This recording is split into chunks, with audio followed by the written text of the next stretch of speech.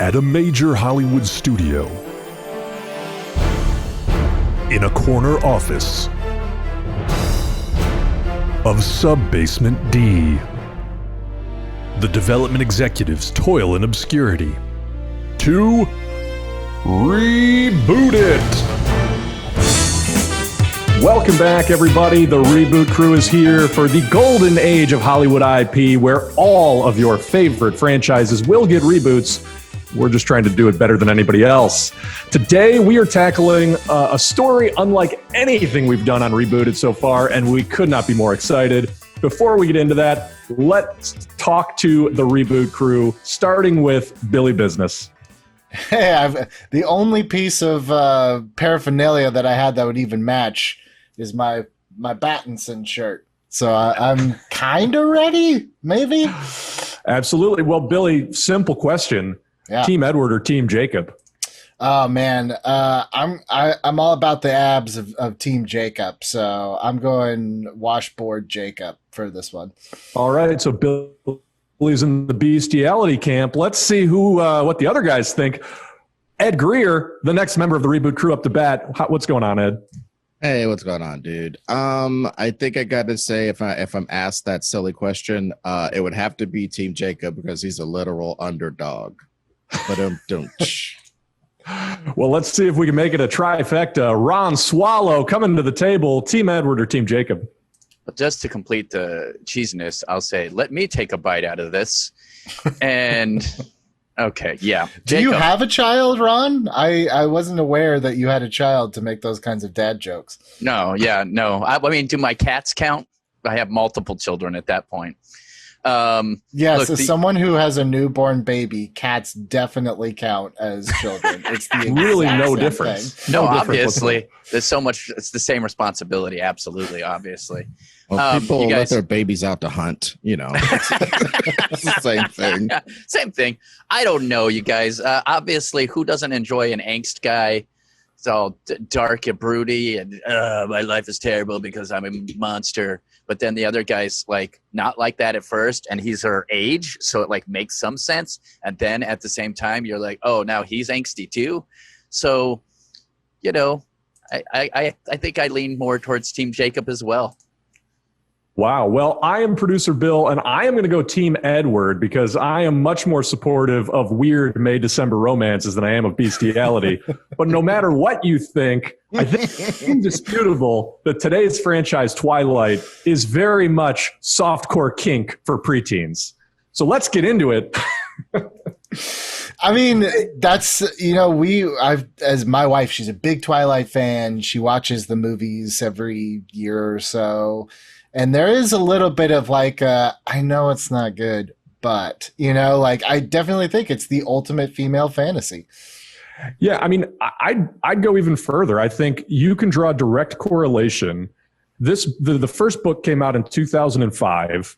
I think look, this might be controversial. I think sort of the explosion of kink-based porn on the internet had a little bit to do with the Twilight series.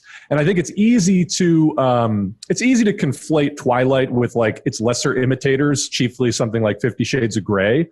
But I think the DNA of something like that very much is in Twilight. I mean, the whole thing is forbidden romances and weird kind of like, is this okay style sexual relationships. And, it's all presented in a way that's not damaging, that's not like complicated or gross. And there's something, again, ultimate fantasy. I think there's something in there for men too. I mean, it's a weird series that has a lot going on under the surface. And our question today is how much of that are we going to try to pull out of it? I feel.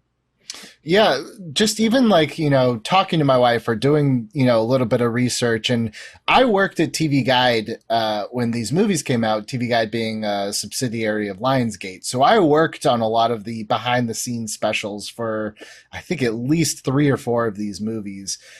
It is crazy how it is, I would say, like, mostly, female fantasy of the vampire and the forbidden love and everything you said.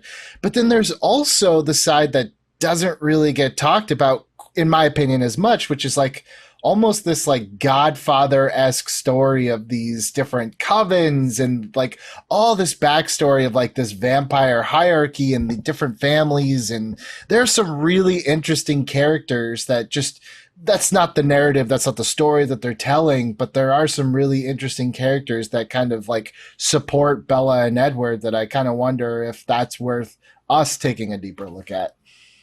Probably. Yeah, for sure. And there's also, I mean, look, who doesn't love the idea of love at first sight that then lasts forever? I mean, forever too, because if you both end up vampires, then you don't ever die. So you get to love each other till the literal end of time. So that's like pretty romantic in a lot of people's viewpoints. And the idea that you were able to just in a few sentences, one meal, be like, this is the person I'm going to love forever. Like seems ridiculous to a lot of people, probably reasonably so, but it's also kind of romantic too. But also, just the last thing for this section that I would say about it is, I did not read the books and I did not watch all of the movies all the way through.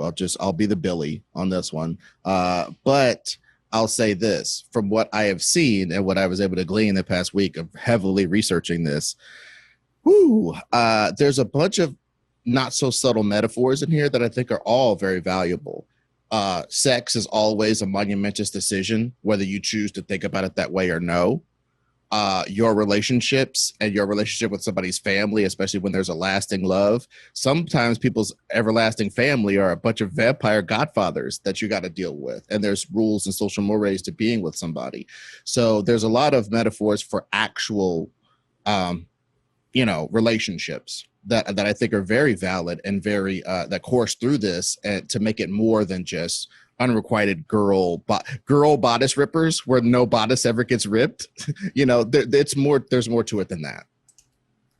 Yeah, I mean, I think it kind of goes without saying that we weren't necessarily the target audience for this, but that was also one of the reasons why we wanted to tackle this reboot. We're all familiar enough with it, having absorbed it through pop culture and then having gone back to actually do our research. And so this could be an interesting conversation. Let's get out right up front. If you don't know the Twilight series, the basic gist of it, if you haven't picked it up already, is that it started as a series of books from 2005 to 2008. They were released yearly, 4 different books.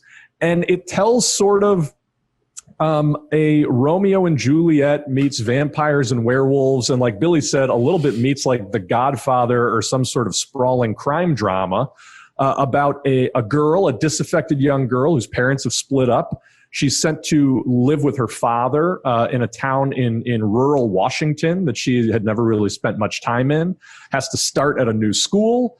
And there she falls in love with what seems to be an outsider, gothy teenage boy who is actually a 104-year-old vampire named Edward Cullen. And Edward Cullen comes from a ruling class family in the underground vampire elite. Many machinations later, Bella ends up having to choose between Edward, who has to go on the run because his family has been targeted, and Jacob, who is a local werewolf boy who sort of takes her under her wing and they develop a relationship. If you don't know, Bella ends up with Edward. They have a baby. And in one of the weirdest story choices of all time, Jacob imprints on the baby so that it turns out that baby will grow to be his one true love when she is not a baby and he is not a scary boy. I'm glad that you added the caveat, when she's not a baby. One presumes, hopefully. But these books were adapted into movies, as hopefully we all understand by this point, starring Kristen, Stewart, and Robert Pattinson. So this series was a huge bonanza at the box office, made all the money, and ended fairly recently. The last movie came out in 2011. And so this one is still fresh in people's minds. But I think what makes it interesting for a reboot is that it was almost 10 years ago now, more than 10 years ago when the first movie was released. So we're getting into a generation that may or may not have grown up with the movies. Like, how do we recontextualize Twilight for the next group of tweens out there? And I think that's an interesting challenge because we have really never tackled a tween property on this show. So, as always, the first question is, what does that audience bring into this movie? Especially in light of the fact that we've already had movie adaptations. Maybe what are some things that people were not satisfied with? What are some things that, some preconceptions people might have walking into the theater? What does an audience bring in? Well, I think when we talk about audience expectations, usually it's, it's almost like a blueprint for us where to start. Like, we must include those things or keep those in mind. But I think in this case, audience expectations are kind of, even when I talk to my wife or I've talked to other people that like this stuff, it's always in a slightly in defense mode. It's like, I know it's dumb, but I really, or it's almost like they're like, I like Twilight. And I think part of what the audience is going to expect going in is that this sucks. And not that it does, I'm serious, not that it does, but I think that the cultural stigma of what Twilight is, mostly probably from people who never even watched it or never watched past the first one, is the twinkly, sparkly vampire guy. I mean, Robert Pattinson has had such an amazing career past Twilight, and he can't even break free of that. So I think part of our job is... By the way, that was barely in the movie. Just to be clear, the sparkling was barely in the movie, and yet it's like the number one adjective that people use. Yeah. So I think part of our job is finding a way to tell people, like, hey, we are taking this seriously. We're not poking fun at you for liking this. We're not here to fundamentally change, what this is. You're not stupid for liking the romance aspect, because I think that the romance has to be first and foremost what these movies are. So I think in terms of audience expectations, we basically we're coming into a position now where we have to win them over. It's not like they're coming and they're like, oh, let's see what you got. It's like they're coming in with their arms crossed already, if we can even get them in the door. And we have an uphill battle on this one just because of the stigma of what it became culturally. I think that's worth diving into a little bit, because one of the big controversies around this series is the idea that it's sort of a weird Trojan horse for like Mormon ideas about marriage. Yeah. I guess even more specifically about like sexual relationships. There's a real sexual panic to this book. And there's also a weird power dynamic at play between Edward and Bella that a lot of people over the years have really equated to domestically violent relationships. Not physically, but the idea that he is incredibly sort of controlling of her in a way that is like unhealthy. So that I feel like that is something that we might need to address as well, because this series really did get a stigma attached to it for sort of portraying these adolescent relationships in very unhealthy ways. That's all I'm saying. Well, no, I wanted to comment, not necessarily on that, but there are things that we can do that aren't. The movies themselves were kind of slavishly devoted to the source material. I mean, to their detriment, in my personal opinion, and many people's personal opinion, because some of the things that work in a book, like the climax of this series is a 30-minute conversation that turns into a dream sequence, that turns into a conversation, that turns into a denouement. You know what I mean? Like that stuff works in books, and so our task is to kind of actionize some of these things, to maybe take some of the things that were diluted about the vampire myth, like I don't know how you went to high school for 100 years and a direct beam of sunlight never hit you one time. I come on, man. I just don't get that. And it's not about dissing it. It's about okay, how do we support some of the main tenets of the book, and what do we choose to change? Well, actually, that's why they moved to the rainiest place and then didn't go to school when the sun was out. That's not even a well actually, dude.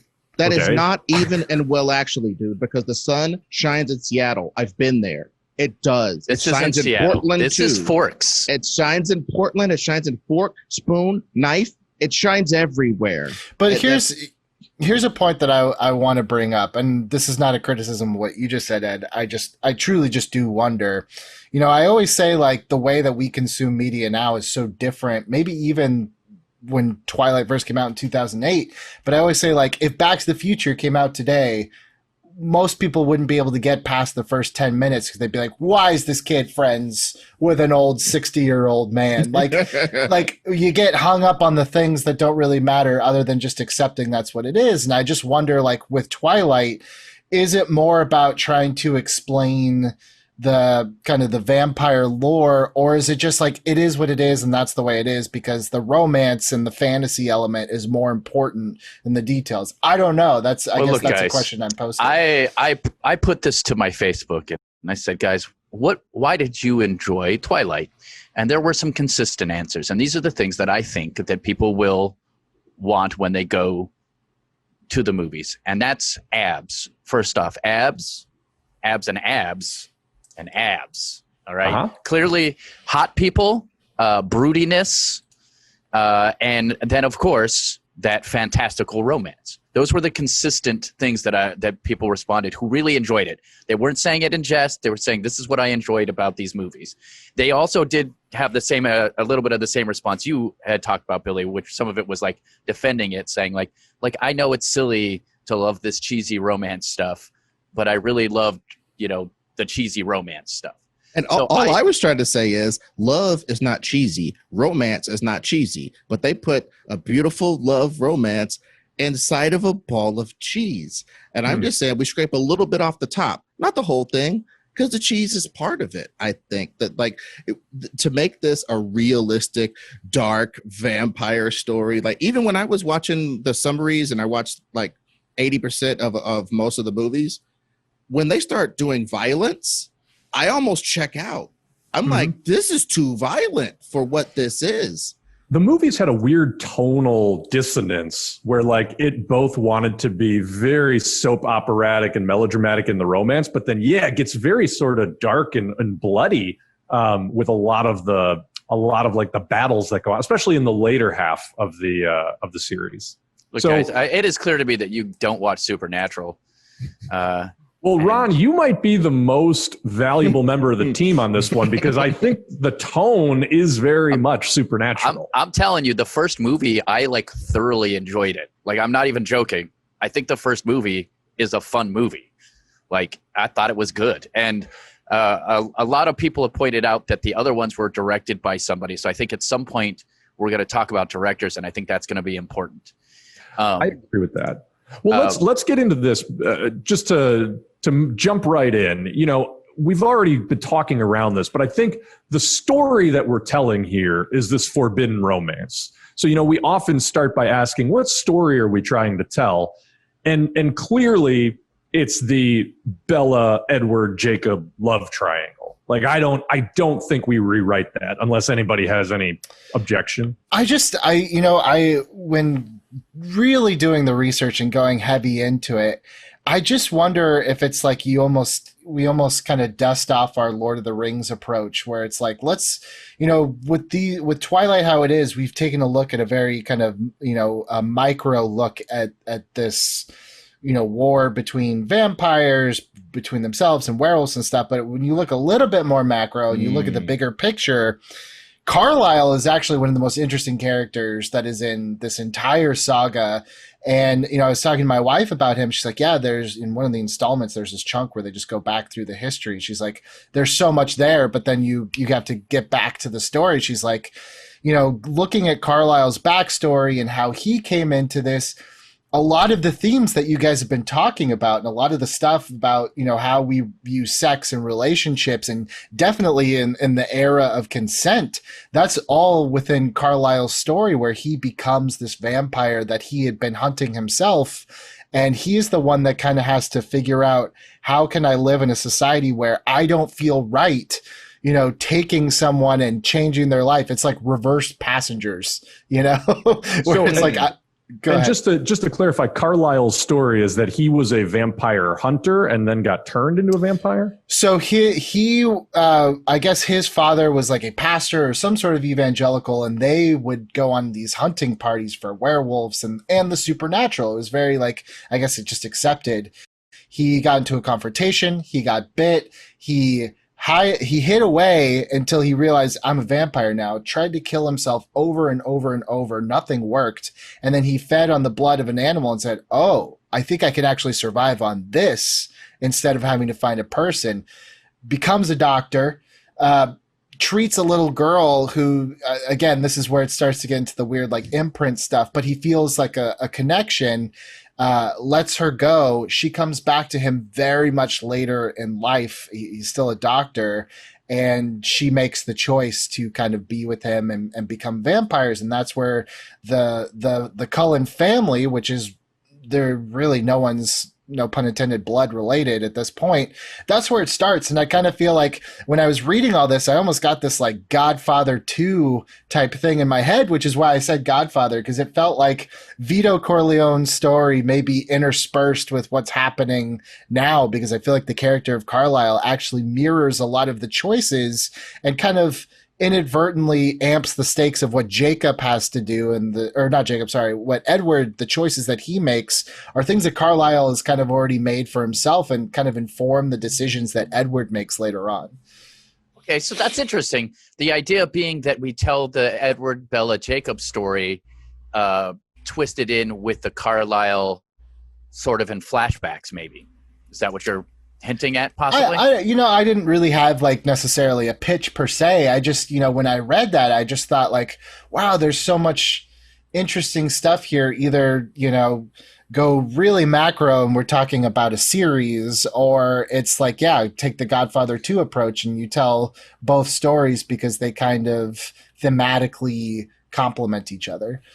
And you'd be adding in the background, the Venatori, which is Carlisle lived with them for a while before realizing like, this is kind of just isn't my jam. This isn't what I do. Like, I want to help people.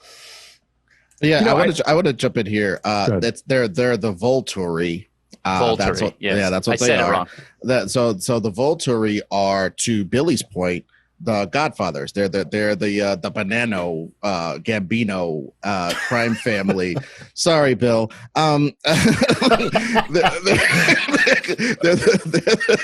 the Gambino Bonanno crime family thing of vampires. So they have this deep entrenched mafioso-esque ethos, and they themselves took over for another crime family of vampires, the Romanians. Back in the days, the original vampires were Romanian. Shout out to Romania. And they got taken over by these guys in a sort of they were the nouveau riche 2,000 years ago or something, or 800 years ago. They were the nouveau riche. They were the new people who controlled stuff. So, and vampires are kind of, so the bottom line is they make the rules of vampiredom, and Cullen, or rather Carlisle, didn't really go with that. He didn't want to be part of the ruling class of vampires. He just wanted to have his own little sister wife group out in the woods of Fork by himself. He didn't want to be. So it's basically like if Michael, to Billy's point, Michael left the gangster life, and went away for a while and tried to escape it on the run. And it comes back to you. It catches up to you. So maybe, our story could involve some of that stuff. One thing I want to bring up is that the original movies were and so were the books, were very much told from the point of view of Bella. Like, we learned about the vampire world. We learned all this stuff kind of riding on her shoulder through the world. And I think that that's important because I think that that was a major reason why it resonated with our target audience.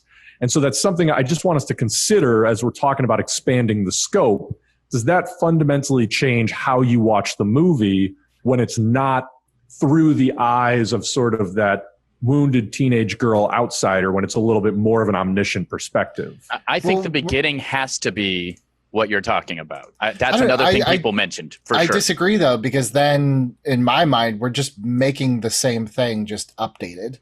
Well, the whole point of Rebooted is to find a different angle on the same story.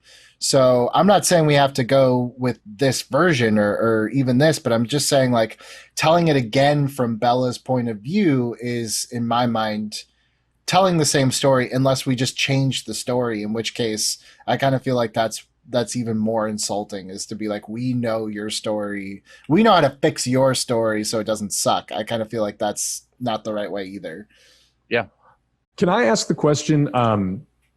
I'm probably the least versed on the Twilight verse of the four of us at the moment. Is there a compelling reason why Edward has to be 104 years old and having gone to school for 80 years? No. I just wonder if you lean more into the Romeo and Juliet of it all and have him be almost in a similar position that she's in, where like he is wrestling with these feelings of, I don't know how I fit into this family. I don't know how I feel about this family. I just feel like by the time dude is 100, he sort of knows his place in the world, you would think. He has a tragic story, and it's the fact that his parents both get, the Spanish influenza, they get sick, they die, and he kind of looks after Edward by turning him, which is strange. Which I guess, then they kind of go off together, and they kind of, it's almost buddy road trip. Everything that Carlisle does is with Edward. But I kind of do wonder now, is there any sort of that if you kept essentially the story, but yeah, you run it parallel with Bella, so that you have two characters now who are kind of trying to find their place, and in finding their place they find each other. I do wonder if there's any more value to that. Well, there is some value, and especially that the newest book that has just come out last month, Midnight Sun, is the story told from his point of view. From Edward's point of view. From Edward's point of view. So, there's some value in that, and nothing else. And if nothing else, in that book now exists, and that I'm sure some people would love to see both sides. That being said, if your audience is mostly women who are putting themselves in Belle's position, in theory, right? Does it mess it up if you don't have that aspect of the story? So I do think that it might be important to keep her point of view in there, while also including Edward's and possibly Carlisle's as well, and Carl's and his wife. I don't think we lose that at all. But here's the thing: you have to keep in mind too, the point of having Bella be the one that's kind of essentially, especially in the books, coming through all these discoveries, is because she's doing the exposition dump for us. We are the audience surrogate. I'm going to go out on a limb at this point and say that the mystery angle isn't really one that we need to hit. I think it's kind of accepted that we as a cultural audience are going to know what this is. I don't think we need her to kind of walk us through it, Babe in the Woods style. I really don't. It's kind of like you don't need a Spider-Man origin story anymore. My only counter argument to that is that one of the main conflicts of the entire series is Bella trying to make this decision. Am I going to upend my life and join this vampire clan? And so part of her coming to that decision is wrestling with what does that really mean? And I think that that's where, the sort of gradual untangling of all this history becomes valuable to the story, because she is also trying to decide, do I want to enmesh myself with this? Am I all in or am I not? And it goes to something Ed said earlier, that whole idea of when you do decide to marry somebody, when you do decide to get into a long-term relationship, it's about I'm also marrying their past and their family and the people in their life. And so that's the only story basis on which I would say it makes sense to sort of have Bella be the one who's walking us through it. That said, I'm not married to it. I think there's another way to tell this story. Oh, and also, Ed, what are you marinating on? I've been thinking and listening, how I do. I think we really should lean more into the Romeo and Juliet of it. Because frankly, they didn't get to Romeo and Juliet until the second half of the third movie or something. It doesn't feel like Romeo and Juliet. Romeo is part of a family that is powerful. Juliet is part of a family that are powerful. The inherent power dynamic in the original tale gives Bella no agency. If Bella is along for the ride for the whole time, and her only outstanding attribute the entire series is the fact that these vampires' X-Men powers don't work on her. So you make windstorms, the wind don't affect her. You do mind control, she says, "What do you mean?" and questions you. That's supposed to be so great, and it's supposed to sustain us for 5 movies. I'm not trying to diss that. I'm saying we could up the ante and have her be something special as well. Not necessarily a vampire or a werewolf. I was going to say, if you're Romeo and Juliet, it's like make her part of the werewolf family, and she just doesn't know it. If you're going straight Romeo and Juliet, since now we have Underworld. No, since we went there, if she was down with the werewolves, that would have some actual push and pull to whether she wants to join the werewolves or the vampires, because she would be kind of going outside of her species or something to get with Edward. But I do understand the underworld implications, Ron. I definitely do. Is there value in almost porting some of Carlisle's backstory over to her? Where, like, does she come from a religious or sort of evangelical family where they could swear some sort of vengeance on the Cullens? Is that too cliche? Look, arguably in this world there are. I know that at some point they mentioned that the Volteri. Did I say it right this time? They find humans to turn that have powers of some type, because once they have powers, when they get turned into vampires, it gives them why some vampires in this world have powers of some type included with their being vampires. So do they ever explain that? Sorry, not to interrupt, but do they ever what's the nature of these other powers that exist? Because it's something that you naturally had as a human. So it's just like mutant abilities. Yeah, it's sort of like if you were an advanced human and then got turned into a vampire and kept your abilities. So, like, for instance, when Belle does eventually turn into being a vampire, her ability is to block other vampires from affecting other people on top of affecting herself. So, like, I guess the reason I ask is because I feel like there might be some ground to hoe there. Like, is the nature of these other powers something that might be occult based? You know what I mean? As opposed to just sort of writing it off as like, some humans, they've got these special abilities.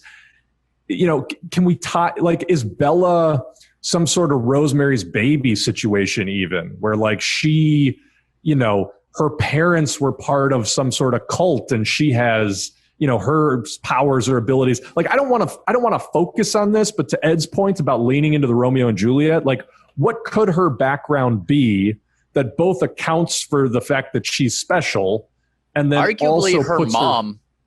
Go ahead. There's not much background on her mom in this. You get to see her dad a lot because she goes and lives with her dad. Right. You could posit that her mom had been part of a coven. I think the other thing is, like, the reason her mom is such a non-entity is I think the books were trying to make an explicit sort of criticism of divorce and, like, what that does to a kid. Like, oh, your parents divorce and move away from each other and don't get along. Next thing you know, you're going to go join a vampire family. And I'm just saying, like, I don't know that we necessarily have to embrace that. Oh, no. And to that point, a coven, okay, since we're talking double, triple, quadruple mumbo jumbo, which, is a screenwriting term meaning if you have a movie with robots, the robots can't be attacked by vampires, and then the vampires are attacked by aliens. It's because that's double, triple mumbo jumbo. There's too much fake crap all together. So this is some quintuple mumbo jumbo we're dealing with right here. Let me make an argument, though, that almost you guys don't read fantasy books. This is my realm, guys. I'm telling you that every urban fantasy has all of this. They always have vampires. They always have werewolves. They always have wizards, witches, warlocks, because they all exist in one spot. That isn't triple mumbo jumbo. That is all the mumbo jumbo that exists in a fantasy world. That is not triple mumbo jumbo. It is not aliens and werewolves and robots. It is all within the same grouping that exists all together all of the time in the existence of literature. I'll call that mumbo gumbo then. It's supposed Whatever to have a bunch of. It's supposed to have a bunch of. You're still wrong. It's supposed to argue with you, dude. No, for real. It's supposed to have a bunch of ridiculous. It feels so good to not be on this end of the argument this time. To just be sitting back. I'm just saying, it's triple mumbo gumbo. It's supposed to have a bunch of different ingredients in it. So fine, in that respect, then. Yeah. You don't have to make Bella a damn Van Helsing. You could make her freaking mama a witch. You could make her anything cool and magical, and that's part of her a spell of enchantment or something to be like, oh, I'll take care of my daughter. And her mom actually didn't get divorced from her dad. Her mom got killed by like witch killers or something. I don't know. I'm just freestyling here. But the bottom line is, if she's out of the picture, and she left Bella with a little bit of her gift. Just a little bit of her gift, and that blocks vampire power, so she doesn't get romanced by Edward or whatever. I think that was the best part of the books and the previous incarnations of this is Edward is so intrigued by her because his powers don't work. He can go to any prom queen and say, "Hey, would you like to go on a date? These are the droids you're looking for." He could do that all day. He probably has been doing that for 104 years, but now it doesn't work. Much like when his game doesn't work, and that intrigues him. I think that could extend to the entire vampiredom. Their game doesn't work on her, and there's a little bit of that in the movies as well, as obviously. Yeah, absolutely.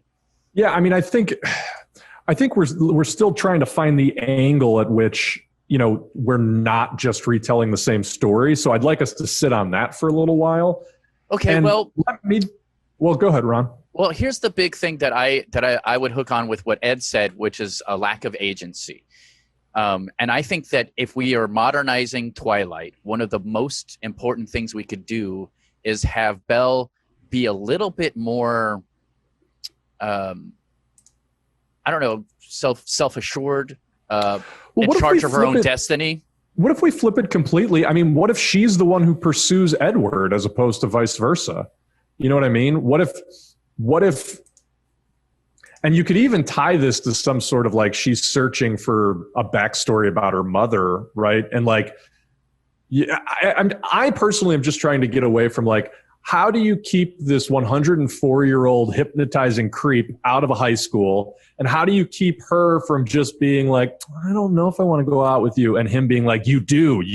Let me show you my cool powers. Again, just really quickly, my only suggestion on all that is we make him a freshly turned vampire, because from my personal opinion, when you first get turned, you don't know all your powers and stuff. You don't know if you have powers. You don't understand any of this stuff that's happening. It's like that first part of Superman, the Man of Steel Superman, where he's like, I'm hearing too much stuff, bruh. It's overwhelming.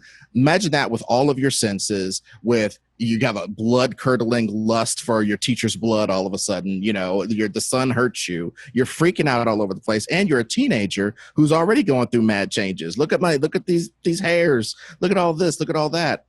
I just think a kid who is a real teenager who gets bit by a freaking vampire in the midst of having a burgeoning love affair with a girl, and he's got to hide all that, and then he's getting all these urges, and he can't feed on her. The movie, it posits this old man using old man discipline to not eat a little girl. I'm saying switch that to a teenage boy. How much harder would it be for an actual teenage boy to not give into these urges and that's feel why love? I think you bring in, there's that really great scene at the beginning of the second one, I think, New Moon, where they're having a birthday party for Bella and she cuts her finger, and one of Edward's brothers, Jasper, like he can't contain himself. He tries really hard, but he like goes for her and he's like, oh, I'm sorry. I kind of think you take maybe either that scene or the spirit of that scene and maybe apply it to Edward. Because now it really is a forbidden love, because you're like, I know you love me, but do you love me enough to not drain me dry, Yeah. And on top of that, they'd also talk about how good her specific blood smells to them. Like for some reason, Bella's blood smells super, super delicious. So I hate that stuff. I mean, like, look, I get that that's part of the fantasy of like, just for whatever reason, this girl is special. But like, that's a big deal to people, and it's a big deal. It's a big. Every person has been wanted to be Spider-Man. Every person has wanted to be the wizard when they woke up. Who's into this type of thing? Like, it turns out you're a wizard, Harry. Like this. These are the reasons. Okay, but the only difference is though, most people don't wish to be a desired object for 5 movies. Okay, most people don't wish to be I don't wish to be what Indiana Jones captures and puts in a bag and Belloc steals. Agreed. So that's kind of where we're at odds, is trying to make it to where Bella isn't a sacred object ferried from scenario to scenario. No, we're totally. I think we totally need to kill on that. everything that makes this be that, and that can be our contribution for feminism, for freedom. I mean, Jesus. Well, and again, so again, reading some of the stuff that you talked about, like I read some stuff about the newest book coming out, and one of the people who talked about it a little bit mentioned like the thing that they were excited about when they read it is like maybe Edward, it wasn't as creepy as he seems, and no, she just doubled down on the creepy.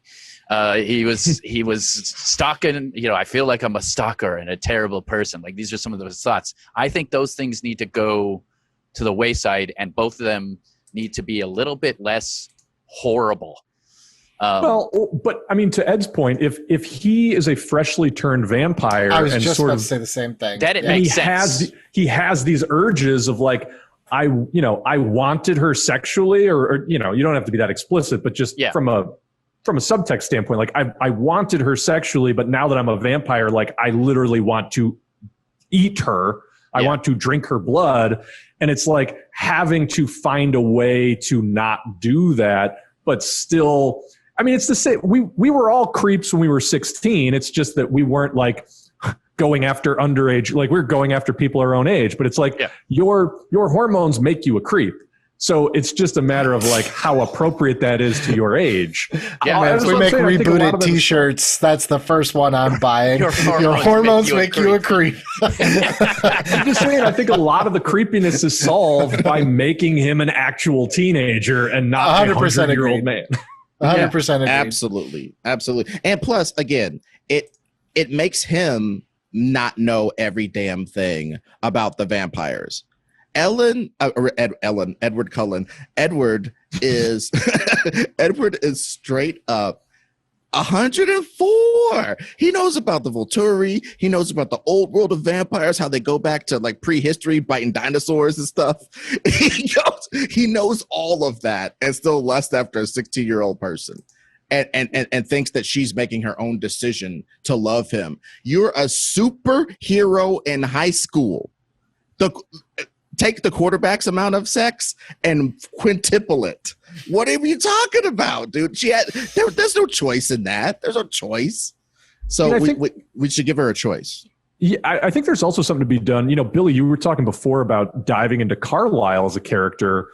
This also sets up, I don't know if this is accurate or not, but I'm almost imagining a Gangs of New York situation where Carlisle almost becomes Bill the Butcher, and like DiCaprio's role is sort of the Edward role, where like if he's freshly turned, if Edward is freshly turned, he's going to have a very ambivalent, conflicted relationship with the vampire who turns him, right? And so if Carlisle is this older vampire who lives by a code, but like Edward has to decide if he's down with that code, Bella becomes part of, becomes one of the angels on his shoulder as he's trying to decide. Well, I guess you don't want to necessarily shift the focus to him as the protagonist, but I'm just trying to figure out like, how do you fit in some of the Carlisle story? Maybe even in a way that like, if you're telling parallel stories, do Carlisle and Alice's story, does it play out very differently than like Edward and Bella's story in a way that has meaning? Something showing a change in age or showing a change in the morals of the era, something of that nature. I mean, I think I could see that as possible, especially if, let's say that they actually have because in this thing, in Twilight, it seems like the Cullen family is a family only in name. Correct. Because they're all kind of like adopted, essentially. Yeah, but even adopted, they play baseball together. They hang out in the same house together, but they don't like. It doesn't seem like Carlisle is like teaching him the ropes or teaching anyone the ropes, or even like really a father type figure, except for that he's sort of in charge. I mean, it seems like in the books, the Carlisle and Edward did kind of like, they spent a lot of that time together on, like I said, like kind of road tripping almost. So I do think that there was a fair amount of like showing Edward the ropes, because he basically promised his mother that he would look after him. Yeah. So let's say this is actually happening in current time instead. Yeah. So then he's telling stories about having met Alice. Obviously, maybe not when she was a baby part, but like when she comes back and they start getting together. That might be something worth exploring. So then you're doing the flashback of Carlisle's. I think. Are you saying Alice, one of his adopted kids, or his wife? Oh, his wife. I forgot her name. It's not Esme. I don't know how to pronounce it. Esme. Esme. Oh, I'm sorry. Yeah. His wife is Esme. I don't know where I got the name Alice. I was the one. Alice is one of the Cullen family like kids. Yeah. She's the wife of Jasper. Yeah, she's a precognitive vampire, which is very important in that story. But guys, I think we did get to the crux of it, though. To me, one way you could absolve some of this stuff is what if Edward's vampire mentor, which he barely sees that way because the guy just turned him, maybe he doesn't even know who this guy is. What if one of the things he finds out about this guy is this guy, the Cullen character we're going to have, was very much in love with a lady one time, and they lived together for years and years. And then one day he just ate her. And it's just like, oh, dude, like I couldn't control it. Yeah. I couldn't hold it. So guess what? I am 8,000 years old. I'm awesome. I ate Egyptians in the real Egypt times. So I know how to do my stuff. You'll never be able to not eat this lady. Well, plus to yes and you, to then also find out this guy that turned you, it's like, trust me, it's going to be all right. It's like, then to find out like, oh, you used to kill vampires, so you know that they're bad. You know that they're really bad. Just to I think discovering that, it gives the choice that Bella has much later on a little bit more weight if it's not just who has the better abs, but it's literally like, who am I safer with, I also think, we should start talking about how Jacob fits into this story. And I wonder if there's value in sort of fast forwarding to that.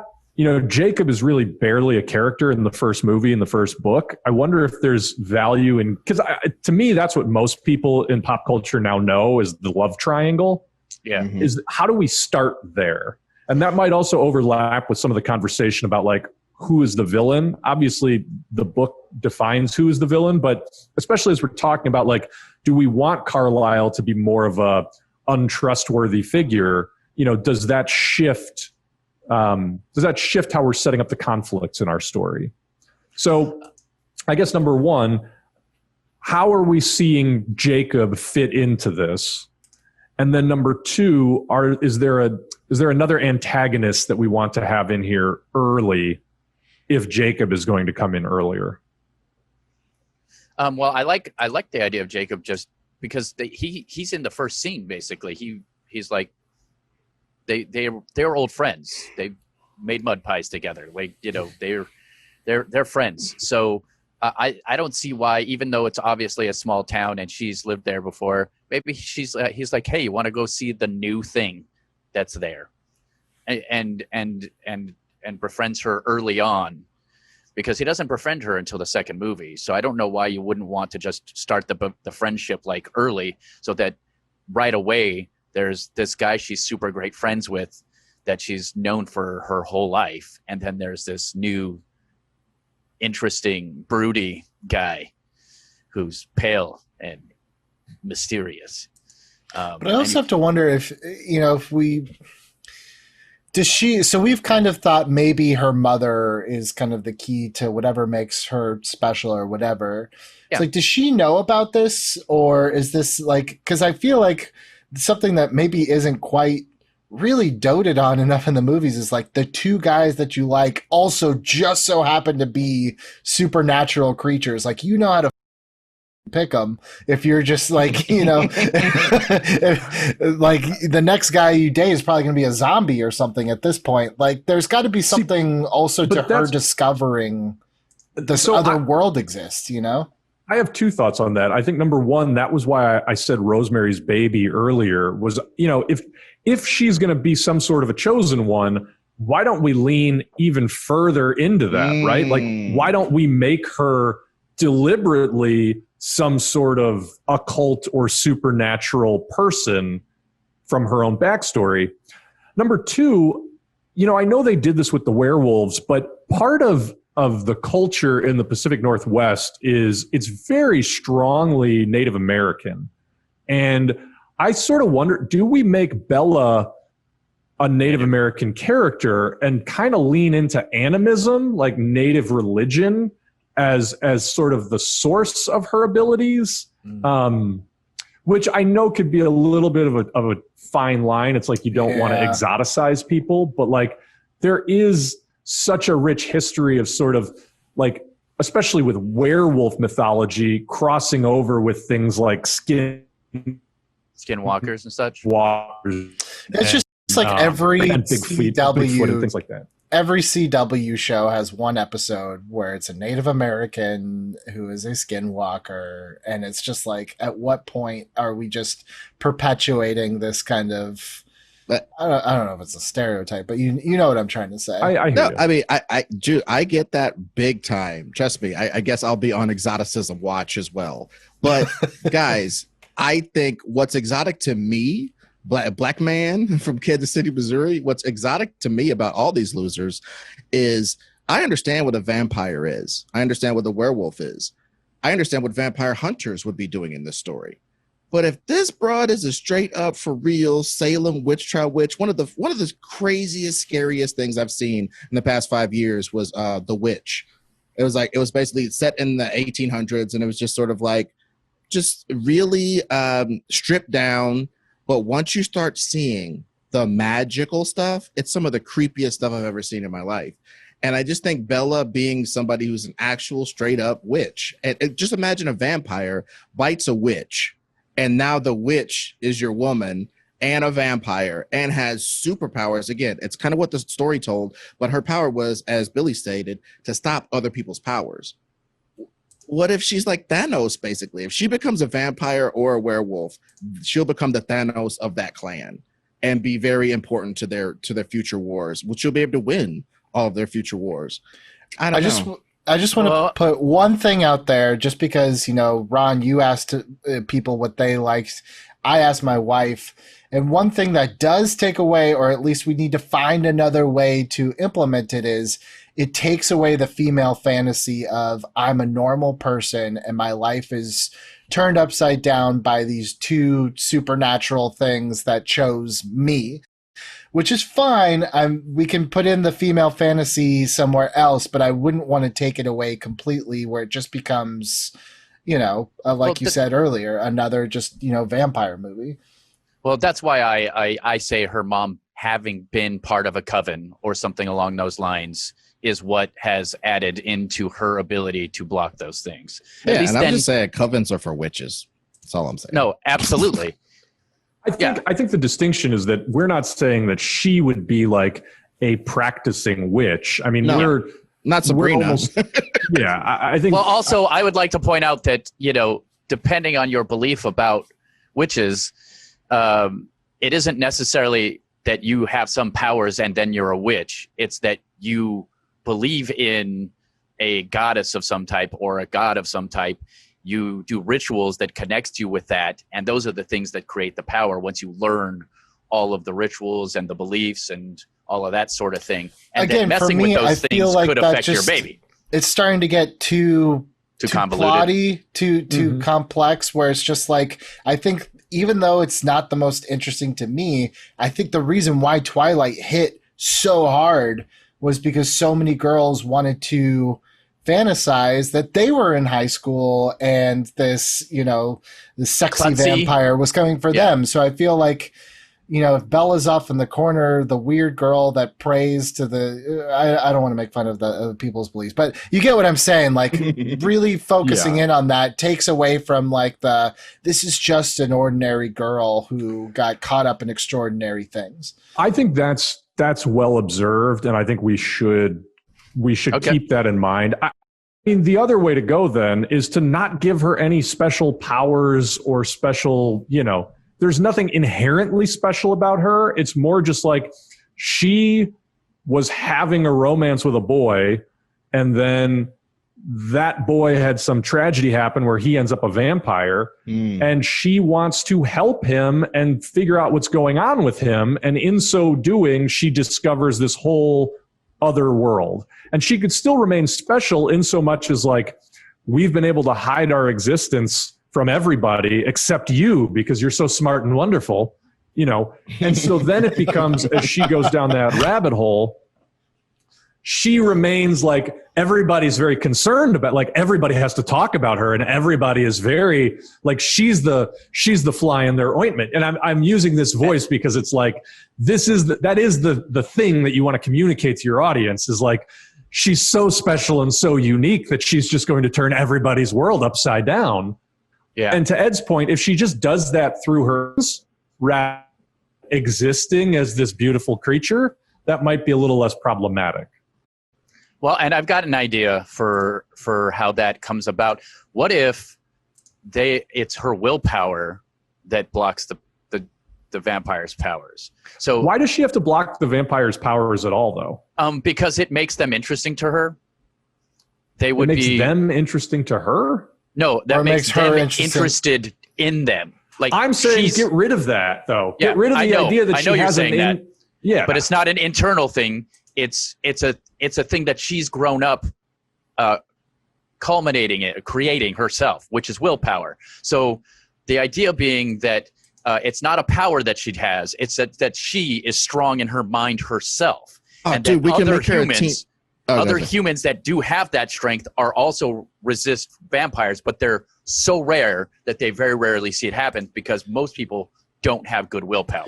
But why do we have to get into that in the story, I guess? Because that makes her a person with inner strength, a woman with inner strength.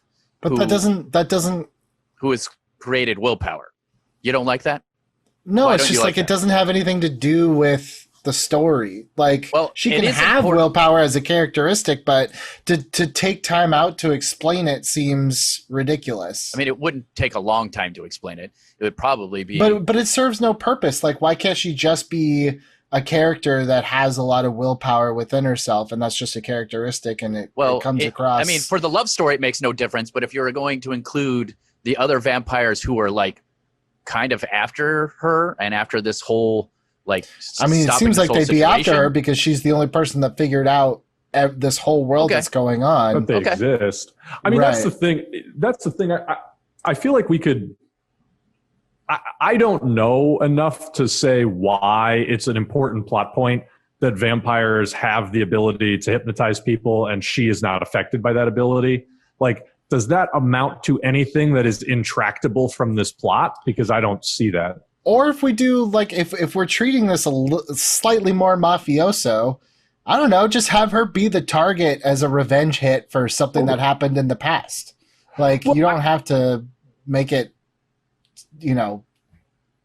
interesting or complicated. No, I'm just saying you don't have to make it like overly explained. I feel like a lot of what we're talking about is just like, and then, and we're creating this big Jenga stack, not realizing that part of the appeal of Twilight, and I'm not trying to dismiss Twilight as what it is, but it's fairly simple in the story that it's trying to tell. It's fairly straightforward. It's like a pop song. The reason that pop songs become so huge hits is because they're easy to remember, and you remember the words and you can sing along with it. They're not going to be Sgt. Pepper, it's going to be something very simple. The Macarena, for crying out loud. Well, Twilight is the Macarena of love stories. It's easy to figure out and pretty repeatable, and it transcends a lot of languages. It transcends a lot of different generations. It's an easy story to tell.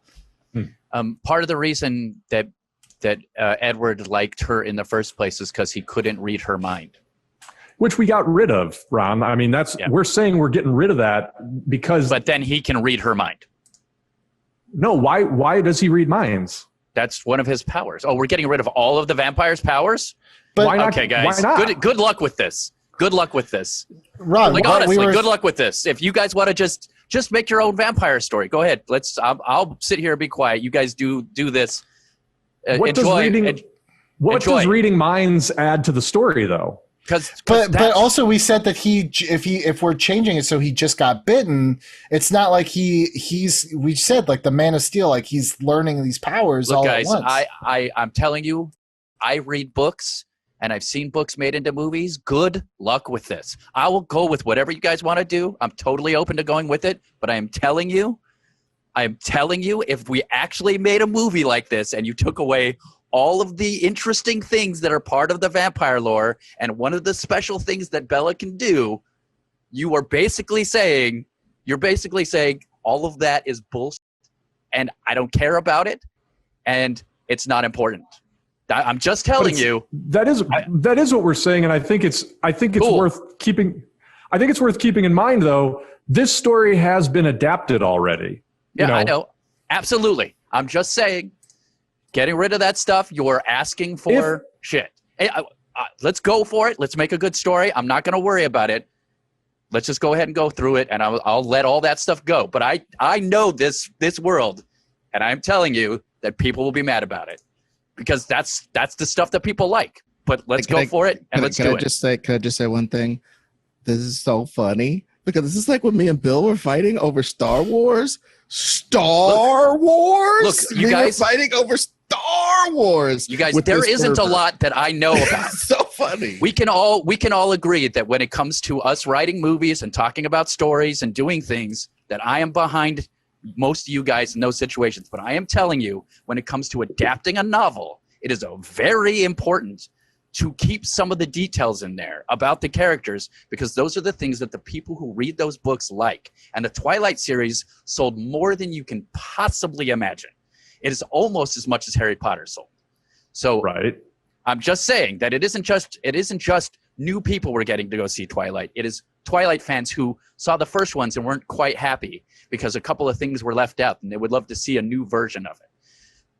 I'm not saying you can't change some things, and I don't even mind him not being an old vampire, because I do personally find it less creepy. But like, some of the things that make Belle special is that she can't be read by Edward, and that's one of the reasons he's interested in her, because he's so inundated with voices all the time that this is a nice quieting moment for him. Sounds crazy, but if you had to hear people's voices constantly and there was just one voice that you didn't have to hear, that would be a nice thing. These other people having these different powers gives them an advantage even against other vampires. So within that world, that's important, because those vampire powers have something to do with the hierarchy. So okay, let me stop you. Let's talk about that for a second, because that's going to get into like the villain and the overriding conflict behind this movie. What is that conflict? Because again, I'm the ignorant one at the table. I know that this whole thing ends in some big vampire war. Why? What is the conflict? I'll take a stab at it as a layman. I'll take a stab at it as a layman. Basically, the Volturi have been controlling stuff for years, and they're very secretive. That's what part of what keeps the vampires alive in their estimation. Sure. Edward gets very disaffected and almost reveals himself as a vampire. He goes out in daylight in front of a bunch of like Catholics and tries to show himself. But Bella arrives just in time to save him from doing that. And vampirism is safe again for a while. And then towards the end, Edward and Bella have a baby, and the baby is said to be an immortal baby, which is like a vampire from birth or something, and they're supposed to be very bad because they can't control themselves, that they eat too much or something. And so all the vampires are like, we got to come to the Pacific Northwest and kill this freak baby that you two vamps have made. You done made this weird freak baby, and the freak baby is a freak. It ages like super fast, and that's another reason why the Jacob stuff isn't so creepy, in hella finger quotes, because the baby's gonna be a teenager like in 10 days or something. So Can I stop you for a second? This is basically Terminator. Like, basically, Bella Swan is Sarah Connor and Edward is Kyle Reese, and their baby is going to upend the world, and so they send vampire Terminators after them. I mean, that is the story you're telling me, just to keep putting in perspective. I mean, sort of. But also, there's no that's time what I travel, gleaned but from otherwise. I don't think it's totally accurate, but that's what I gleaned from it. Ron, how accurate was that? I mean, it's pretty close. That's pretty close. I mean, and also the other vampires that are in charge, they still eat people, like by the droves, like tons of people. And these guys consider themselves vegetarians because they just eat animals. Yes. And so like they're a threat to that as well. I think that's kind of put in there on top of that. I don't understand what any of that has to do with mental powers, first of all.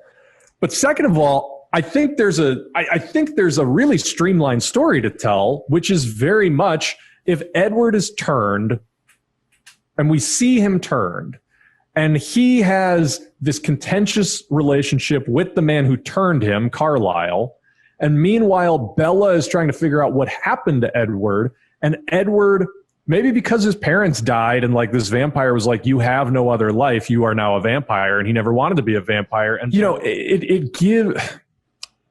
if Bella then is his last tether to the mortal world, he then is sort of fighting to stay with her while she is fighting to find out more of what's going on with him.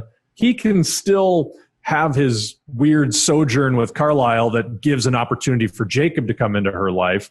But it just feels like you can get to that idea of like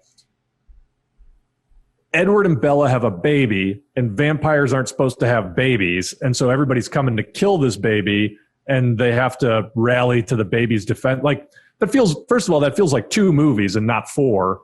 And I feel like if there has to be a way to just compress the whole Edward Jacob thing. Well, there absolutely is. Okay, so let's go through it. The first movie is her falling for Edward. The second movie is her being sad because Edward's gone, but then becoming great friends with Jacob and sort of falling in love with him. Then the Bull Terrier introduced. The third movie and book is basically that's when the other vampire tries to get revenge from the first book. And then the fourth book is the baby story. Mm-hmm. So if you take out the whole beginning book where the vampire randomly shows up and the Cullens basically kill him because he wants to hunt down Bella, because that's basically the first book. The first book is basically this guy shows up, finds out and has been killing a little bit in the lands he's not supposed to be killing in. The Cullens tell him, hey, this is protected. This is our territory. Don't do that. Then they act like an elite, but this guy who's like a hunter vampire who's like crazy, and his power is that he's able to hunt down anything. So once he gets the scent of something, he can hunt it down anywhere. And so he is going to hunt down Bella because he just becomes interested in her because her blood is different than other humans' blood. And then he goes and tries to hunt her down, gets her to come to this spot. Then they show up, kill that guy. And Edward is too worried about her because he's now drawn her into this vampire world, and she's, the person he loves is going to get killed because of that. So he like pretends he doesn't like her and leaves to protect her, but that doesn't work. You're only through the beginning of the second book. I know, the second movie, but that's what I'm saying. Like that's again, this is like if we're going to conduce it, but you're getting rid of those couple of plot things and just doing the whole Voltaire story. And you can do that in 2 books, absolutely. But I'm just saying that's what that stuff was. Yeah. When does she actually become a vampire? Is that in the third? That's in the third part of it. That's the last book, I believe. Yeah, I think it's the fourth one. It's the fourth. But does book. she get pregnant? Does she get married before Actually, becoming a vampire? She yes, because Edward is like, you need to know what it's like to have a marriage. You need to have like a human thing. So we can't have sex until we get married. But then they did, and then she gets pregnant, and she's still a human, and she's going to die if she doesn't get turned into a vampire, because the baby is like a weird, freaky baby. Good God. And starts punching out of her, breaks her spine. So then he turns her into a vampire, and then she gets strong again. The baby comes out. Look, guys. No, it's just the way you're telling it. It's vampire pregnancy by Ron Swall. Vampire Bane. It's just snapping spines. Prenatal spine snapper, baby Bane. Oh, man. Look, guys, it's complicated, all right? So then that's when she turns into a vampire, and then, discovers her powers and et cetera, as not klutzy anymore. That's got to be nice. I will be Bella's reckoning. I'm sorry. I'm sorry. We're allowed to have fun. Look, I think there's a very streamlined story here. I think she could still be the new girl. She falls in love with Edward, who is the bad boy at school, probably doesn't have a good home life, maybe even goes through a tragedy where his parents die in the course of the movie, and it leaves him with this dude Carlisle who makes him a vampire. She continues to want to help and support him, even as the people around her are like, no, he's messed up. Like, who knows what's going on with him? He probably dropped out to do drugs, whatever. And she's going to go and try and figure out what's going on. She discovers he's part of the vampire world. That puts him on the outs with the vampire world, and it makes her a target because now she knows what's going on. And then the other dude, Jacob, steps in to defend her from the vampires because he's got a thing for her and she never had a thing for him. And now that she knows that he's also this dangerous bad boy who loves her, there's your triangle. Meanwhile, Edward is dealing with becoming a vampire, getting disaffected from what they're trying to indoctrinate him into. I do think him and Carlisle end up becoming adversarial. And then you move into, you got to figure out a way to resolve that in one movie. But then in the second movie, you just move into him and Bella decide they want to be together. Jacob gets all butthurt or whatever. And then, you can even get rid of the marriage. Even get rid of the idea that they get married. They just decide they want to be together. They have sex. She gets pregnant, maybe even despite the fact that they were using protection, if you want to make some weird commentary like they do. All my protozoa got knives and fangs. That's what I'm saying. And we just gotta get through that. Latex is nothing against vampire sperm. And so she gets pregnant, and now suddenly everybody doubles down on we got to kill this girl because she's got the vampire chosen one in her belly. And Jacob and Edward make a truce between them to both protect her. And in a weird way, it becomes a smaller story. You don't need, multiple different vampire covens with multiple different morals and values or whatever. It just becomes, there's a clan of vampires hiding out or in and around this town, and this girl discovers what's going on with them. And sure, turns out that they can't read her mind. I don't give a crap. But you know what I mean? Can you just condense this story down? Well, dude, and also one thing, why I don't understand. This is the one thing I never understood about vampires. I understand their collectivism. I really do. You got to have somebody watch you during the daytime. Wait a minute. These ones don't go to sleep in the daytime. These ones don't have any vulnerability at all. Why would they need that? You know what I'm saying? I understand the secrecy part. I get that. Nobody wants to know you're a monster. But I'm just thinking, why aren't they more like tigers? Tigers cannot, dude. You ain't never, outside of one of those goofy ass tiger zoos, you ain't never seen two tigers just kicking it together in the wild. You never see that. Mating season, and that's it. Because they have to literally have 50, 60 miles of territory. this one vampire is up in this one territory, and then all of a sudden he's got he bites some loser. Maybe Bella saves saves Edward from getting all the way killed by the guy. Because what if that guy didn't mean to make another vampire at all? He's biting on a dude, a chick who's like, oh, let me go see what Edward's doing. I got these sandwiches I made for him. He's so handsome. Oh my God, what's that on your neck? Jesus Christ, this is nuts. And the dude's like, and he leaves. And I don't know why he would, but No, but I think there's something interesting. Like if she sees the thing happen, right now they're kind of in it together. But as they move forward, he could start to be like, I don't know, maybe I got to figure it. Maybe I kind of like this vampire thing. And she could be like, what are you talking about? So like they could naturally split apart as he goes trying to indulge, figure out how to be a vampire. Maybe goes and seeks out the guy who turns him. Like she doesn't want them to have a relationship, but he decides again, there's metaphors there where it's like he's going to try to find the father that abandoned him and make amends. And she's like, you're not going to get anything out of that. Don't let this horrible person back into your life. It's just all heightened because it's about vampires. And that could split them up and leave that opening for Jacob to become more important to her. You could almost start the second movie with Edward and Carlisle and what happens between them and that look at Carlisle's backstory to then give context to Edward makes all the different decisions to go back to his human life and to embrace his human love. And it becomes very on the nose then why him and Carlisle are going to become enemies in a way. And frankly, maybe part of the story is getting Carlisle to their side to help defend against these other vampires who were showing up to take their baby. Again, I don't know why Rosemary's Baby is in my head, but the idea that maybe all these, to Ed's point, if they're more like tigers and they aren't living in covens, maybe all these vampires are coming to take their baby because the baby's a chosen one. You know what I mean?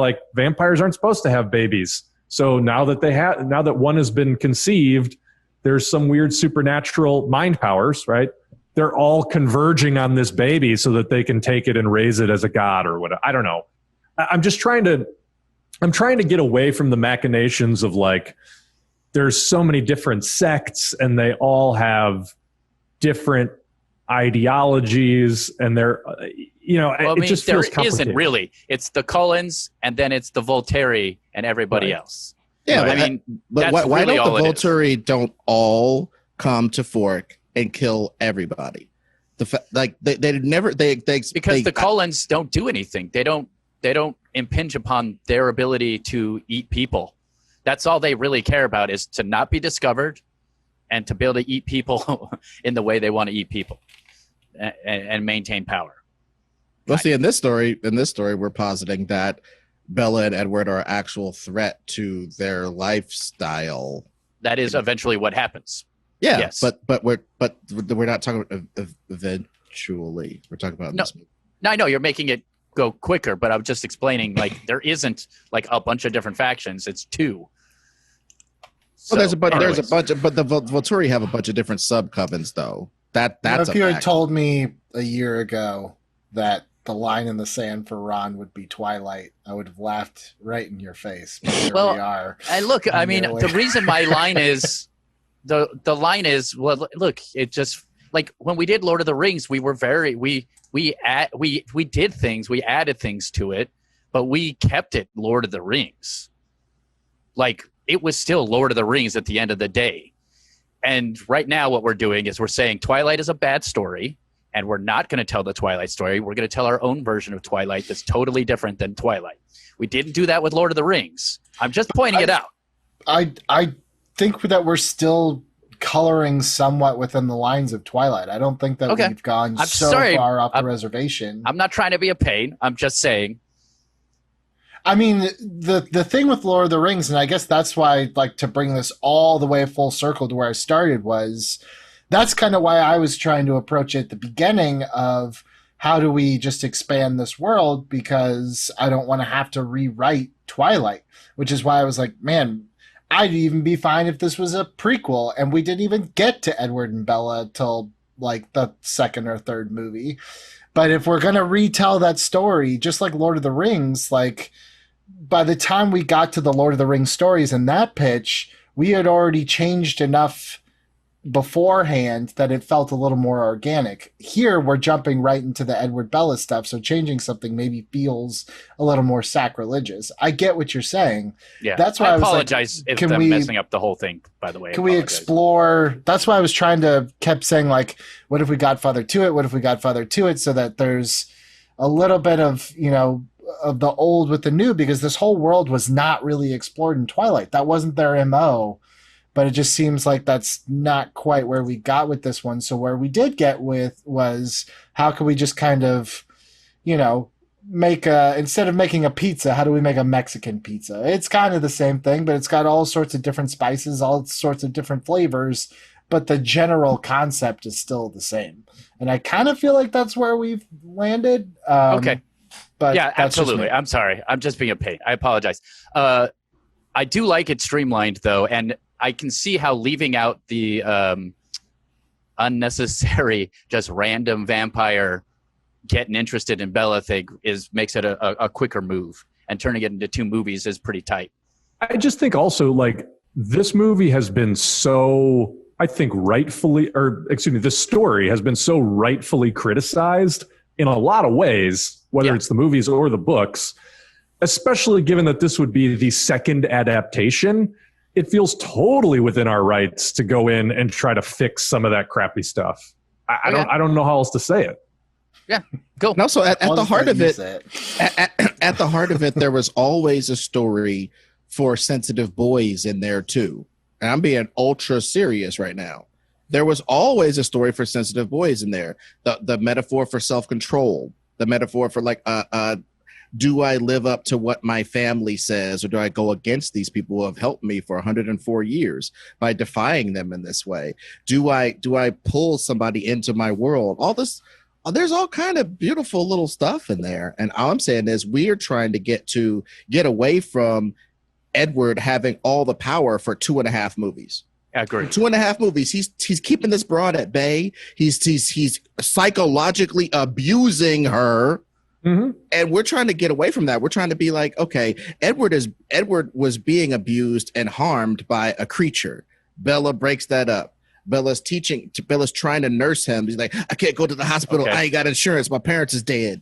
You know what I mean? So they go to the forest, put some mud on it. He heals remarkably quickly. And they're like, whoa, wait a minute. And then he tries to go to school. The lights are too bright. He throws up, and then he has to leave. And it's like, oh, your boyfriend's freaking out. Oh, yuck, yuck.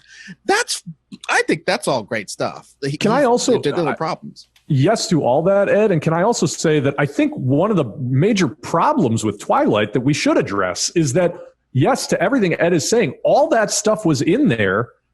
All that stuff for the boys was in there. And the only thing, literally the only thing for Bella to ever decide or do is, should I go be with this vampire guy? Like, should I be his wife, or should I be this werewolf guy's wife?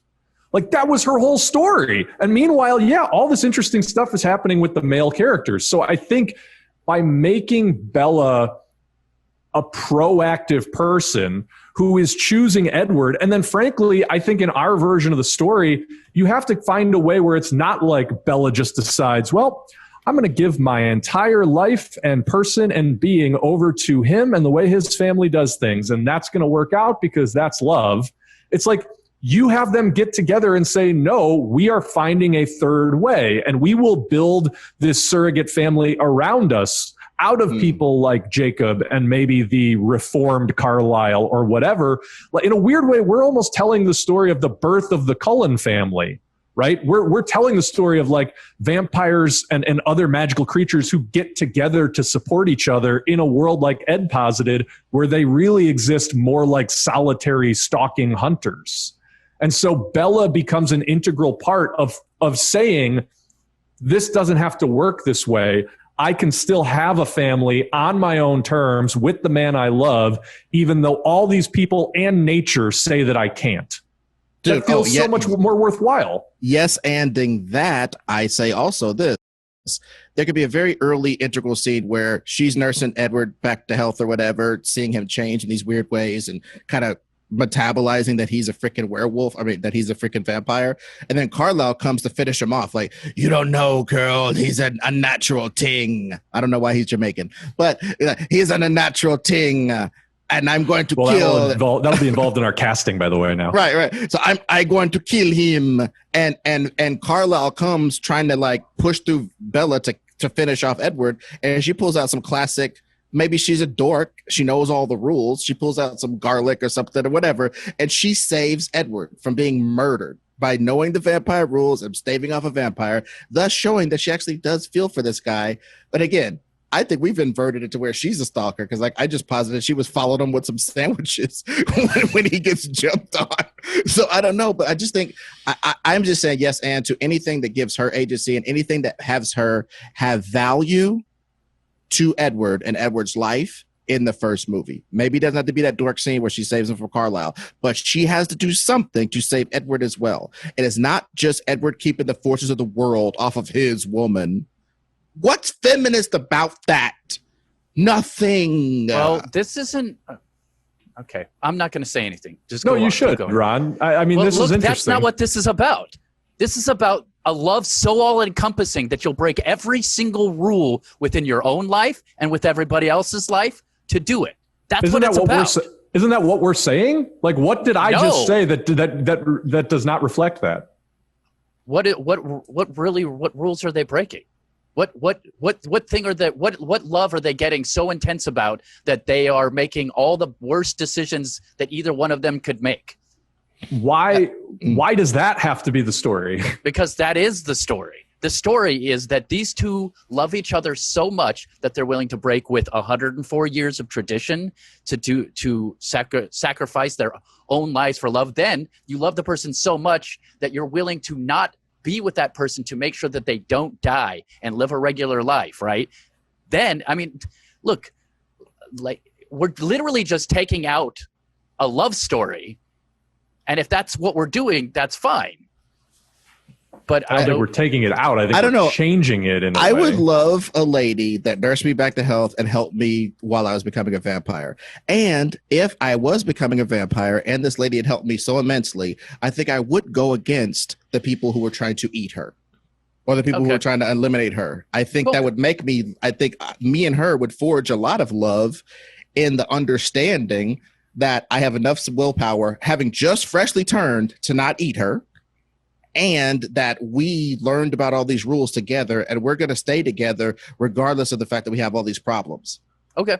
I think that's where the love is. I think that's the male side of it. I think from the female side of it, right? Like Bella's whole perspective is, I love this person and he is worth saving. And then he goes off the reservation with his new vampire powers and his new vampire buddy. I think the rules are there. They're just not codified in like, we are a family with strict rules. It's more like this guy has new powers and a new existence and a new life that he has all the freedom in the world to go and explore should he want to.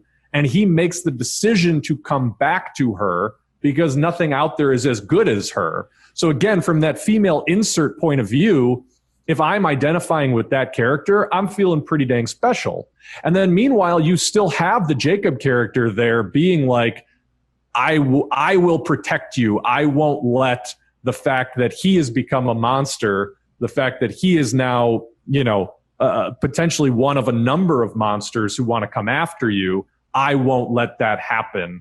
And it's not because, she has any sort of special divine providence. It's just because he sees her that way. And maybe that's something we haven't, I would love for us to, why is it that Jacob loves her so much? I don't really know. I don't think the original book really knew. But again, looking at it from the female perspective, that's what you want. You want to be in a situation where like you and the value of you and the love that you provide is greater than anything else they could find out in the world. Okay. I think that's the thing that we're trying to keep consistent. Well, and also just one last thing for me. Like I said, I don't want to make this longer than it already is, but like straight up, my pitch for Jacob is very simple. Jacob is a guy who loves Bella or has loved her for a long time. She moves back to Fork. He's like, oh, we used to make mud pies. Oh, I still think you're so hot. Oh, wow, look, you got abs. Oh, flirt, flirt, flirt, whatever. And then the weirdness happens with Edward. As soon as he thinks he's getting some headway, right? All of a sudden, this weirdness happens with Edward. Now she's always with Edward. Then he finds out that Edward is a damn vampire and surmises, maybe properly so, that vampires have mesmerism and all kind of stuff. She must be in his thrall. Well, what can normal Jacob, do? I don't know. Maybe this is too much stupid machinations, but if I loved a girl so much that I was willing to go get werewolfed to get the powers to beat up her vampire boyfriend, I don't know, man. That's pretty hot to me. But I'm a superhero kid. I'm bathed in mutagen from the get-go. I get that.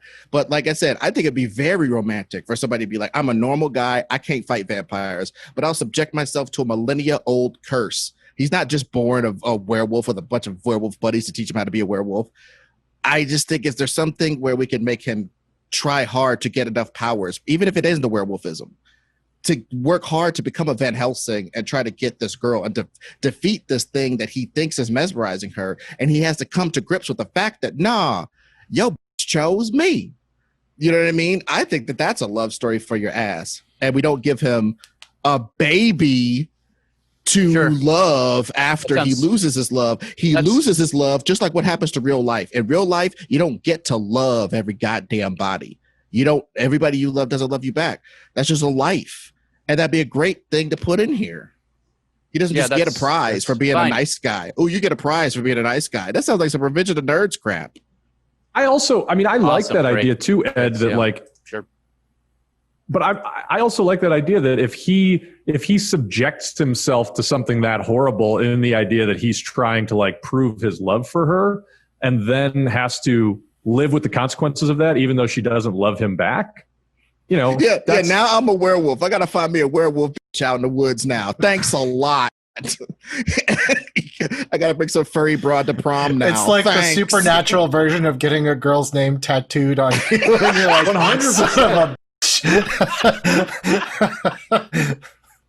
But also a good reason, like if Edward and Bella love each other but still have compassion toward him, there's no reason why they don't keep him in their lives and help him deal with that. You know what I mean? Again, it's like we're ending this in a place that just feels healthier than where the original book ended all these characters.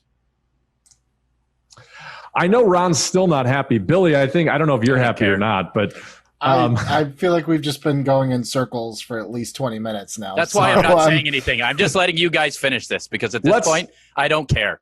Like you guys do whatever you want, and that's fine. I don't care. Wow. Just finish it up. Ron is heated. This is like it doesn't matter. excellent. Like literally, what you guys have said. I'm just going to say this, and then we can move on. Take this out. What you guys have said is the Twilight stories, the thing we're supposed to be rebooting, is stupid. I'm going to tell a whole totally different story. That you've forgotten. You're not even looking at what women's point of view on this is at all. Like at all. I know you might not agree with the point of view, but the point of view is all about the love story, and the love story you guys are telling is great for dudes. It's fantastic for dudes, but it is not what most women like, and it's not especially the ones who went to see Twilight. But it's fine. Let's just do it. So forget about that and pretend I didn't say anything, and then let's move on. That's why I've been quiet. If we're saying stuff that's going to get cut out of the episode, let me say this: it's quite unfortunate that we have trained most women to see themselves as ornaments in other people's adventures.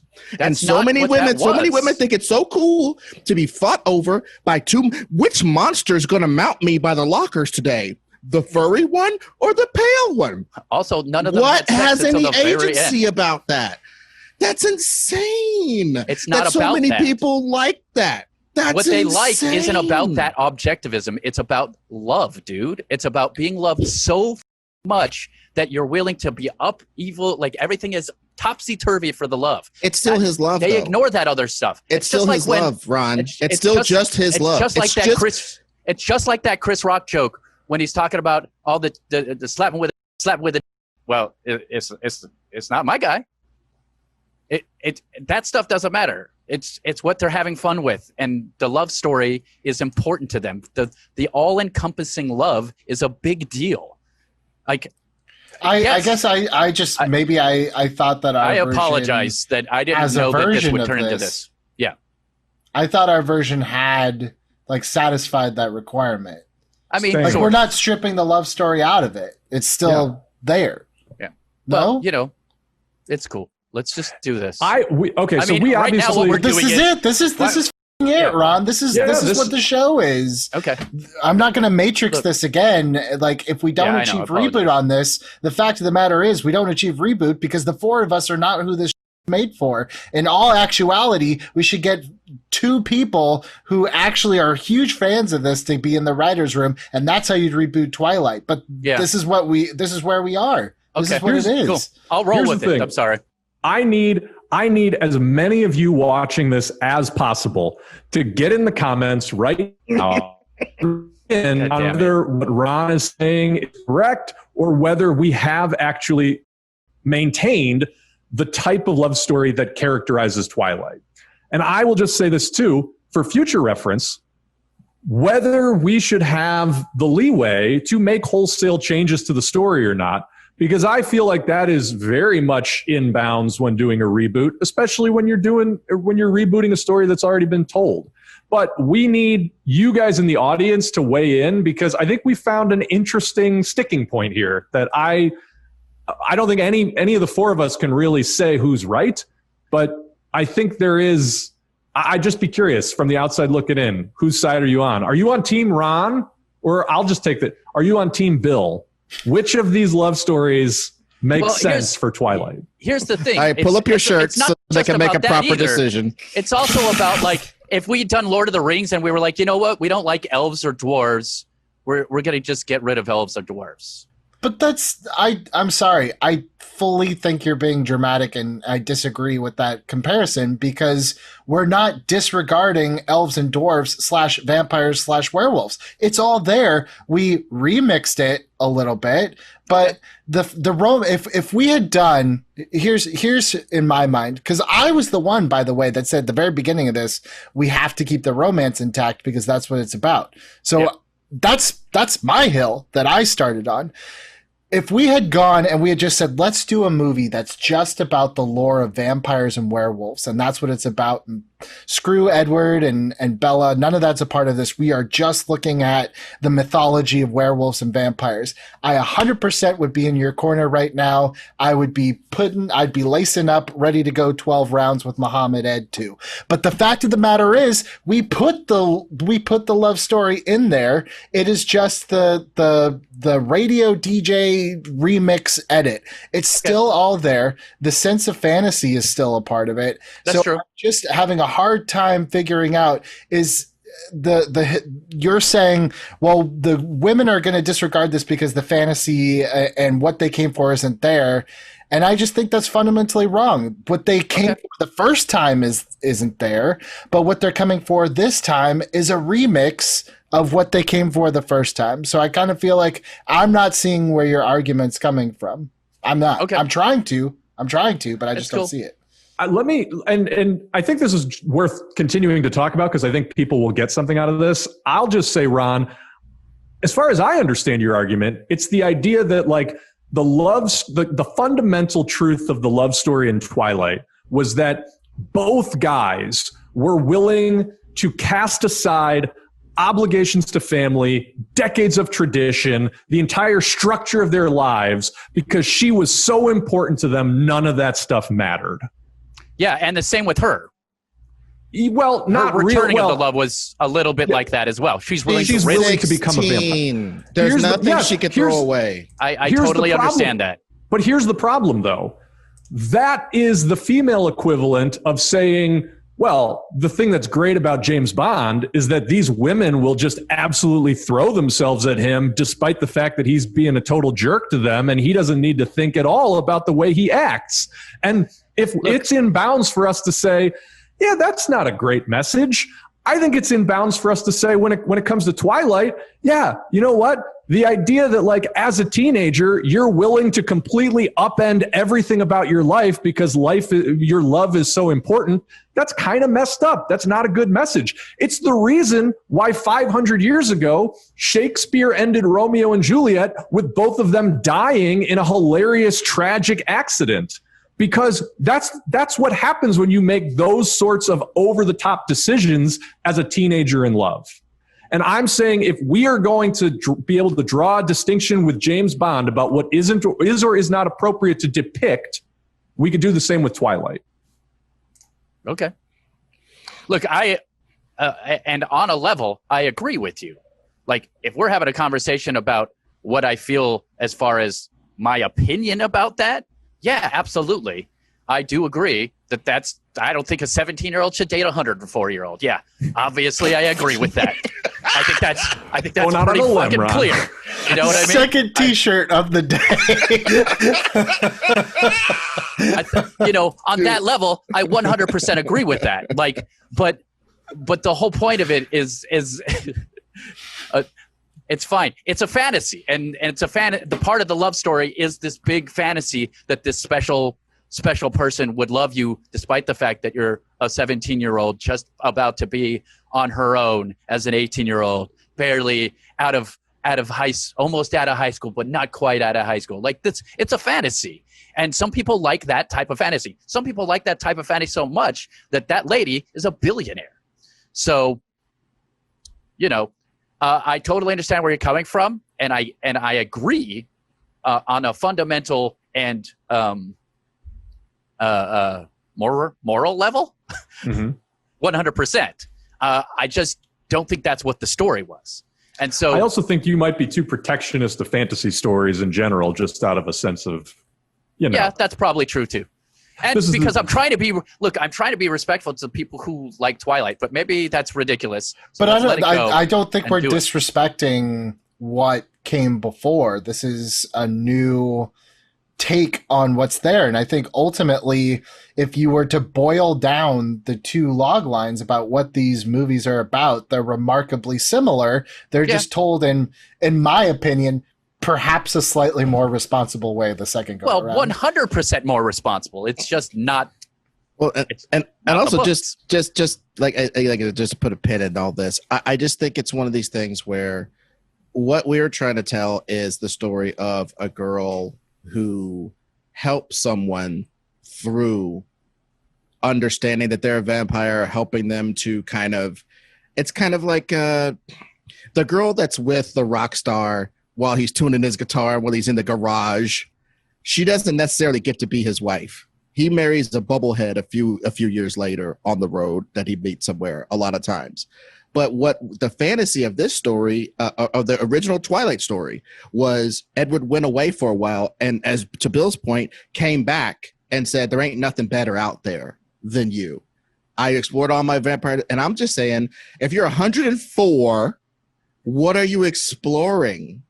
You know what I mean? We're just trying to take that part away. He's a young vampire trying to learn and all the time. And again, every time in the movies that I saw that Edward tussled with anybody besides the super Volturi who are older than time, he whooped that ass. Edward was whooping everybody's ass at all times. He was a nuclear megaton Bruce Lee bomb that she could conjure anytime she wants. In our story, there are two lovers of a relative low power level. One's a human and one's a barely turned vampire that doesn't know what the hell's going on. And they're going to spin the story and tie together for survival's sake. Not because one is obsessed with the other one's sweet smelling blood. They're together because they're together. And they have way more of an opportunity to actually fall in love and each have enough agency to determine whether or not they actually love each other. I don't understand what's wrong with that. I really don't. Well, look, is it a better story about love? Absolutely. I 100% agree that it's a better story about love. But that's not what the story's about. The story is about falling in love. Okay, I'm not. That's why I don't want to talk about it because we're never going to agree. This story is about. That's why I'm done. I'm done. You guys continue. I'm just going to be like yes-anding and let's do it. No, I think honestly, I just want to I agree with you that this is a better story. I am telling you, it is nothing like the Twilight story, and therefore it is not the Twilight story. It's just a different movie that we've made that's cool. Like, it's great. I love the storyline. I think it's a better storyline, but it's definitely not Twilight. So it's cool. And I think we disagree, which is why I'm going to actually end it here, and I'm going to say, much like The Matrix, we did not achieve reboot. And I'm going to throw this one open to the audience to comment and give us your thoughts, because we absolutely reached a point of where past which we cannot go. Hopefully we can return to this in a Reboot Rewind in the future. If you haven't watched the Reboot Rewinds we've already done, make sure you go and do that. The Matrix one in particular is a great example of where this kind of a conversation might go in the future. But yeah, for the first time here in season 3, we did not achieve reboot, but I think this was a very interesting discussion that I am happy that we had.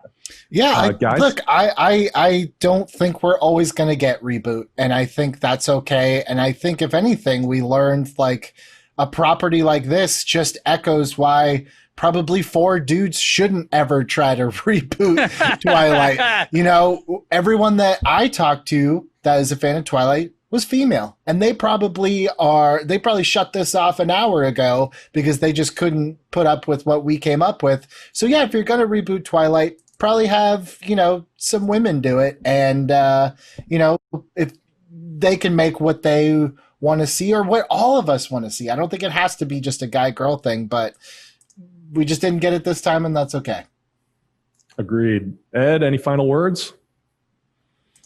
You know me. Every time we don't achieve a reboot, I'm super angry about it because I just feel like the text thread that's coming, I'm not looking forward to. No. I'm doing it right now, and it'll just be this. I am disappointed we didn't achieve reboot, and I'm disappointed that we didn't achieve reboot because of faithfulness to the most Dreckish parts of this is what we chose to seize upon and be intractable about. And that disappoints me. That's all I have to say about it. There won't be a long text stream about it. That's what I have to say. I'll go ahead and take that on and say I am sorry. That is just like, I just felt like it was, because basically, look, maybe this isn't for us. And maybe this isn't for me. Because while I agree with everything that you guys said, I don't think that that's the gist of the story. And I guess that's my problem with having to try to semi-stick to this. Maybe it would have been better to go Billy's route and do a little more of a Godfather 2 style thing on it. I don't know. But I apologize for my intractability in this situation. I'm usually not intractable. Maybe I won't be as bad on the next time we do something that has that kind of thing. Ron, I'm going to give you that final word. For Ron Swallow, for Billy Business, for Ed Greer, I am producer Bill. Come back next time. We will have a more successful, but maybe not quite as interesting reboot for you because, look, I think there's value in this regardless. So we'll see you guys next time. Subscribe to the channel, hit the bell, enjoy the other reboots. We've got way more coming in season 3. And listen, it might get contentious. We'll see you next time.